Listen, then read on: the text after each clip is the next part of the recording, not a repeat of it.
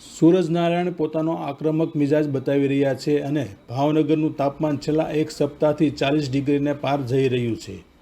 ત્યારે લોકોને આ કાળઝાળ ગરમીમાં ઘરની બહાર નહીં નીકળવાની સલાહ આપવામાં આવે છે। ત્યારે આ કાળઝાળ ગરમીમાં ઠંડક મળે તે માટે અનેક ઠંડા પાણીના કુલર શહેરભરમાં જોવા મળે છે।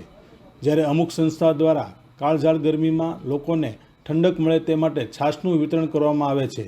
ત્યારે આજે જેલ રોડ પર સદવિચાર સંસ્થા દ્વારા બપોરના સમયે ઠંડી છાશનું વિતરણ કરવામાં આવ્યું હતું। લોકોએ આ ઠંડી છાશ પીને ઠંડક મેળવી હતી।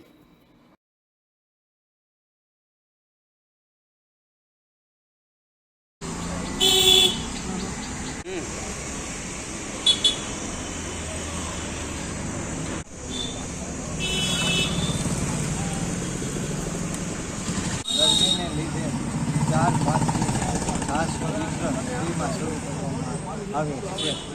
આ છેલ્લા કેટલા સમયથી શરૂ છે? 4 તારીખથી શરૂ કરેલ છે। 4-5-2024 4-5-2024થી શરૂ કરેલ છે અને જ્યાં સુધી વરસાદ ન આવે ત્યાં સુધી ચાલુ રાખવાની ઈચ્છા છે। દૂધને 2 કેનની રોજને 3 કેનની એવરેજ છે અને બચુભાઈ દૂધવાળા નૈતિક છાશનું કેન લાવી વિતરણ કરવામાં આવે છે।